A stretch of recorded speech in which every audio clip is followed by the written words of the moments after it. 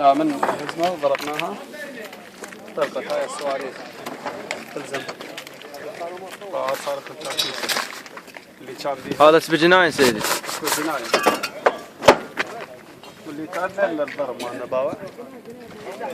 هذا بعدين يجي واحد يقول لك ما بيها اسلحة. هاي الضرب مالها.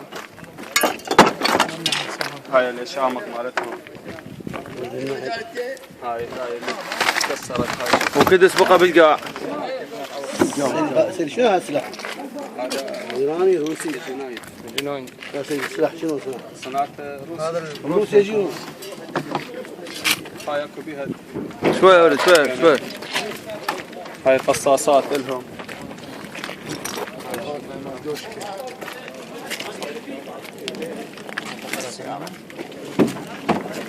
هاي كان بيها بعض الاكل.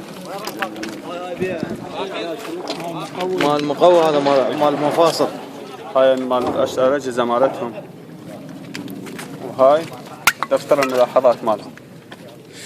بس بابا على زين قرب عليه قرب. عتاد 12:30 من ابو جابر. موجهات من ابو سجاد. موعد مع ابو مصطفى. صواريخ اسبة جناين من ابو عائشة المرعاوي. موعد مع ابو وليد جلكانات صباحا. عقرب قاعدة مال عقرب من ابو جابر. حاضنة للفرنسية في أشجارية مشجب قديم. نفط للدكتور. اتصال مع أبو فاطمة. توصيل من العبرة. موعد مع أبو رضوان غدا. الظاهر يعني دفتر ملاحظات هذا الآمرة المفرزة. والحمد لله شوف شلون تمزق من الرصاص.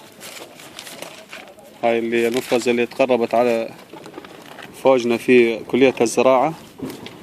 والحمد لله انقتل من انقتل وانهزم من انهزم. اليوم 10/1/2016 والحمد لله والشكر. هاي العجلة طبعا موديل 2006 ما بها أرقام بس رقم شاصي. ترى على رقم شاصي. كانوا تاركيها عجلات تصلح راح نسلمها إن شاء الله للجهات المعنية. هاي يا سيدي. هاي